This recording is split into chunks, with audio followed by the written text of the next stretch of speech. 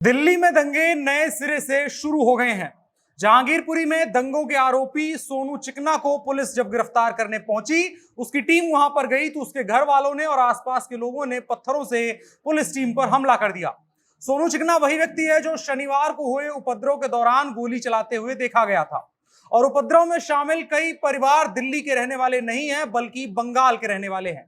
ऐसा एक महिला ने एक टीवी चैनल के साथ बातचीत करते हुए बताया। और फिलहाल सोनू चिकना फरार है, उसका भाई सलीम चिकना गिरफ्तार हो गया है। लेकिन जब सोनू चिकना को तलाशने के लिए पुलिस उस इलाके में गई तो वहां पुलिस की टीम के ऊपर हमला कर दिया गया।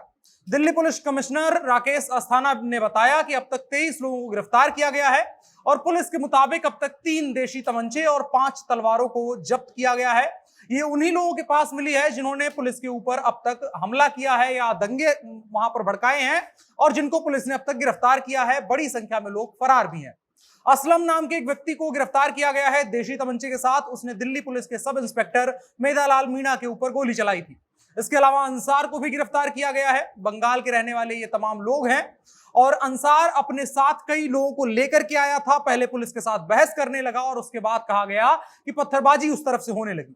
और ये सब कुछ तभी हो रहा है जब हनुमान जयंती के अवसर पर दिल्ली के जहांगीरपुर में शोभा यात्रा निकाली गई और इस हिंसा के बाद लोग तर्क दे रहे हैं कि शोभा यात्रा को मस्जिद के पास से या उस इलाके से क्यों निकाला गया।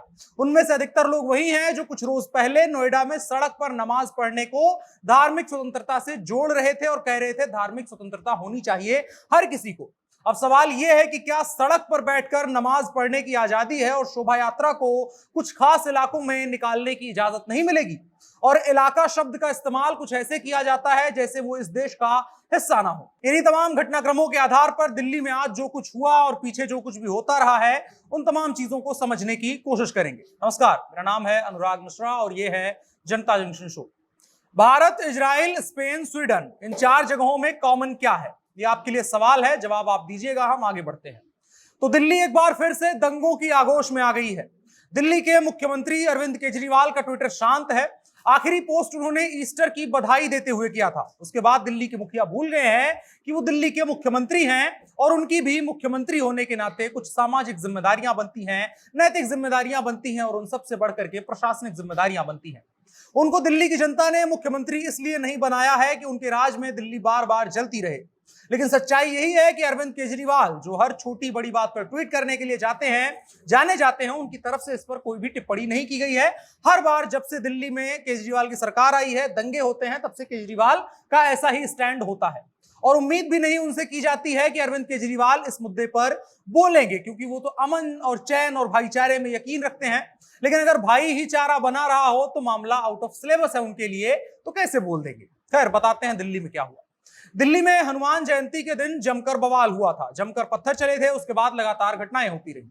अब दिल्ली पुलिस की एक स्पेशल टीम आज पहुंचती है एक ऐसे व्यक्ति को गिरफ्तार करने के लिए जो कैमरे में गोली चलाता हुआ देखा गया है। नाम उसका सोनू चिकना बताया जा रहा है। लेकिन जैसे ही पुलिस वहां पहुंचती है, तुरंत उस व्यक्ति के घर वाले, आस पड़ोस के लोग पुलिस के ऊपर पत्थरबाजी करना शुरू कर देते हैं। अब सवाल है कि कौन है गुनहगार? तो एक रूमानी ख्याल ये कहता है। ये रूमानी ख्याल किसके लिए आ रहा है? गुनहगार कौन है? सबसे पहले गुनहगार की परिभाषा समझ लेते हैं। गुनहगार यानी कि इन दंगों के लिए जिम्मेदार कौन है, आरोपी कौन है।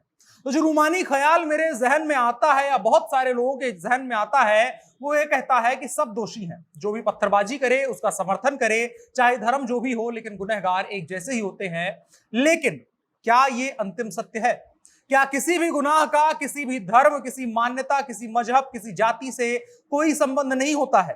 हाँ, यह माना जा सकता है कि उस धर्म का हर व्यक्ति उस गुनाह में शामिल नहीं है, लेकिन गुनाह करने वाला हर व्यक्ति एक खास मजहब से ताल्लुक रखता है। यह सच तो है।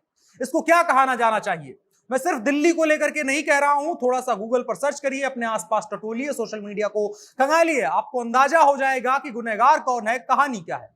क्या गुनहगार का कोई धर्म नहीं होता है? मतलब ये कहा जाता है कि गुनहगार का कोई धर्म नहीं होता है, तो हम सवाल पूछ रहे हैं, क्या गुनहगार का कोई धर्म नहीं होता है? ये शब्द और ये फ्रेज ना जाने किस सदी की बात है। हम अपने वर्तमान में ऐसा नहीं पा रहे हैं कि किसी गुनहगार का कोई धर्म नहीं होता है। हमको साफ साफ दिख रहा है कि किस गुनाह में कौन सा धर्म शामिल है। गुजरात दंगों के लिए नरेंद्र मोदी और उनकी विचारधारा के लोगों को जिम्मेदार ठहराने वाले लोग आज तक इस सवाल का जवाब नहीं दे पाए हैं कि उसकी शुरुआत कहां से हुई थी, ट्रेन किसने जलाई थी। राइट ऑफ प्राइवेट डिफेंस की धारा 96 कहती है कि प्राइवेट डिफेंस में की गई कोई भी घटना गुनाह नहीं होती है। गुजरात में कार सेवकों की ट्रेन किसने जलाई थी, पहला गुनाह वही था।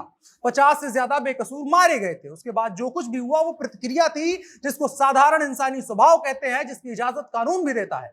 आप इसको ऐसे समझिए कि एक शोभा यात्रा निकल रही है, जिस सड़क से निकल रही है उसके किनारे बने घरों की छतों पर पत्थर और पेट्रोल बम इकट्ठा किए गए हैं। लोग नाचते गाते नीचे शोभा यात्रा में जा रहे हैं। ऊपर से एक पत्थर आता है, किसी के सिर पर गिरता है, चोट लगती है। चोटिल व्यक्ति पत्थर को उठाता है, फेंक कर ऊपर मार देता है। फिर उसके जवाब में ऊपर से एक पत्थर आता है, फिर वही पत्थर फिर फेंका जाता है। ये भीड़ नाचती गाती जा रही थी। अधिकांश हाथों में अबीर और गुलाल थे। ऊपर की भीड़ पत्थर लिए हुए थी। अब ऊपर से नीचे पत्थर आ रहे हैं, उन्हीं को बटोर करके अपनी आत्मरक्षा में नीचे वाले पत्थर ऊपर मार रहे हैं। गुनहगार कौन है? क्या दोनों बराबर के गुनहगार हैं? नीचे की भीड़ के पास तो पत्थर तक नहीं थे, जो पत्थर ऊपर से आए वही फेंके गए। यानी कि हर बार पहला हमला ऊपर घात लगाए बैठे लोगों ने किया और सिर पर पड़े पत्थरों को बटोर करके नीचे वाली भीड़ ने जवाब दिया। हर पहला हमला ऊपर से ही होगा, यह बहुत सिंपल सी बात है।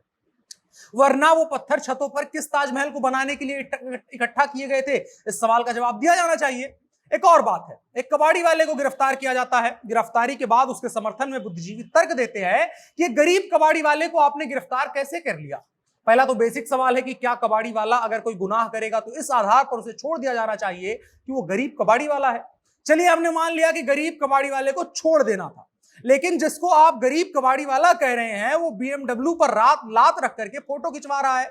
उसके गले में इतनी मोटे की सोने की चेन है कि अगर उससे बैल को भी बांध दिया जाए तो वो भी उसको छुड़ा के भाग नहीं पाएगा। क्या वो कबाड़ी वाला गरीब हो गया? एक व्यक्ति जिसको गिरफ्तार करके जेल ले जाया जा रहा है, पुलिस की कस्टडी में है, वो मीडिया के कैमरों के सामने गले पर हाथ फेरते हुए बता रहा है कि उसके इरादे क्या है। आप उसके उस एक्शन को फिल्म के जरिए मैं झुकूंगा नहीं से उस चीज को रिलेट करके बहुत गलत कर रहे हैं और बहुत गलत समझ रहे हैं।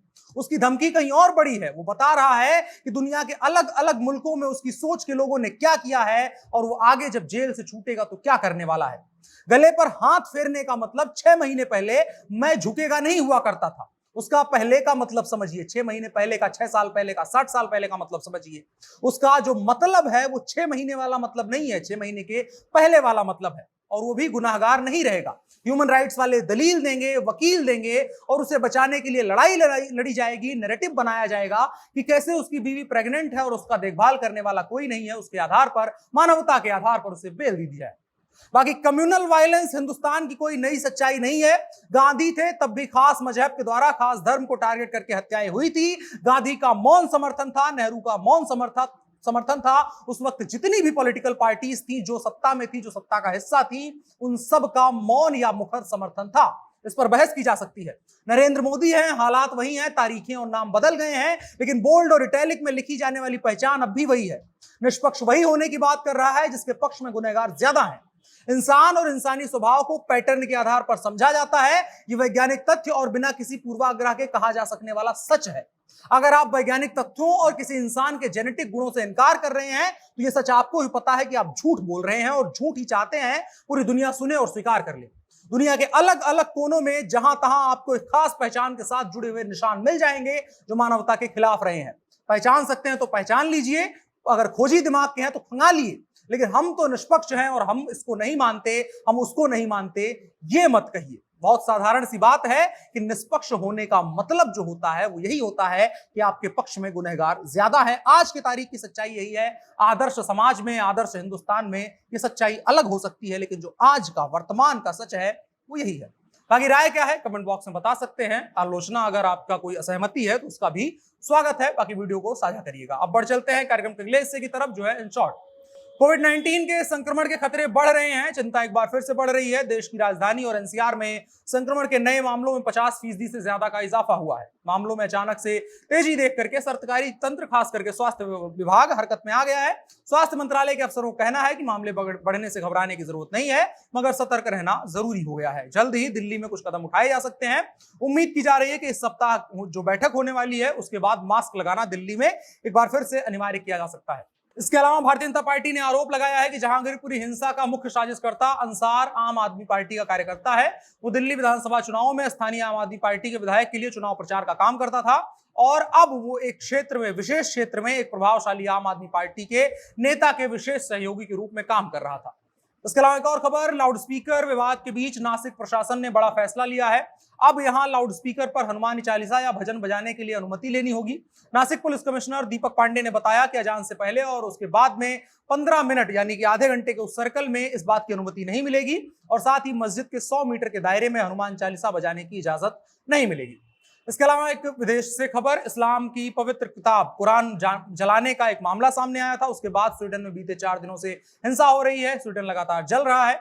यहाँ लगातार पुलिस और उपद्रवियों के बीच हिंसक झड़प की खबरें सामने आ रही हैं। रविवार को यहाँ सुरक्षा कर्मियों और दंगाइयों के बीच झड़प हुई और गोलीबारी में 3 लोग घायल हो गए हैं। इसके साथ ही कई वाहनों को आग के हवाले कर दिया गया है। वहां की जो मीडिया है, जो रिपोर्ट कर रही है, उसके मुताबिक अब तक 17 लोगों को गिरफ्तार किया गया है। आज के इन शॉर्ट्स में इतना ही। अब बढ़ चलते हैं कार्यक्रम के हिस्से की तरफ, जो है आज का कानून। सुप्रीम कोर्ट ने आज लखीमपुर खीरी हिंसा मामले में मुख्य आरोपी और केंद्रीय मंत्री के बेटे आशीष मिश्रा को इलाहाबाद हाईकोर्ट से 10 फरवरी से मिली जमानत के आदेश को रद्द कर दिया है। Chief justice N V Ramana, justice Suryakant और जस्टिस हिमा कोहली की विशेष पीठ ने कहा कि हाईकोर्ट ने कई अप्रासंगिक कारकों पर विचार किया और पीड़ितों को याचिका का विरोध करने के लिए पर्याप्त समय दिए बगैर आदेश पारित करने की जल्दीबाजी दिखाई है। शीर्ष अदालत ने आशीष मिश्रा को 1 सप्ताह के भीतर आत्मसमर्पण करने का निर्देश दिया है। साथ ही सुप्रीम कोर्ट ने हाईकोर्ट से इस मामले पर नए सिरे से विचार करने के लिए भी कहा है। पीड़ितों की ओर से, पीड़ित जो उसमें थे उनमें से एक का नाम जगजीत सिंह है, उसके परिवार के सदस्य का, उसके द्वारा दायर एक याचिका पर विचार करते हुए शीर्ष अदालत ने कहा पीड़ित पक्ष को प्रभावी सुनवाई से वंचित किया गया था, जबकि उनके पास कार्यवाही में भाग लेने का अधिकार है। इसमें हाई कोर्ट की लापरवाही सामने आई है। और आज के कानून के हिस्से में इतना ही। अब बढ़ चलते हैं कार्यक्रम के आखिरी हिस्से की तरफ, जो है नसीहत। नसीहत आज की परिस्थितियों पर है। दिनकर कहते हैं, समर शेष है नहीं पाप का भागी केवल व्याध, जो तटस्थ है समय लिखेगा उनके भी अपराध। माने सिर्फ इतना है कि किसी भी अनिवार्य संघर्ष में तटस्थ रहने वाला सबसे बड़ा गुनहगार होता है। संघर्ष अलग अलग तरीके से होते हैं, वैचारिक होते हैं, युद्ध होते हैं, हत्याएं होती हैं, मानसिक रूप से लड़ाइयां लड़ी जाती हैं। ऐसे समय में जो समाज के लिए अनिवार्य हो, जो देश के लिए अनिवार्य हो, जो पूरे मानवता के लिए अनिवार्य हो, उस वक्त पर तटस्थ रहना सबसे बड़ा अपराध होता है। बाकी आपकी राय क्या है कमेंट बॉक्स में बता सकते हैं। कोई सुझाव हो या तमाम चीजें जो आप सोचते हैं वो भी कमेंट बॉक्स में बता सकते हैं। कार्यक्रम को साझा करिएगा। आज के जनता जंक्शन शो में इतना ही। हमें दीजिए इजाजत। शुक्रिया।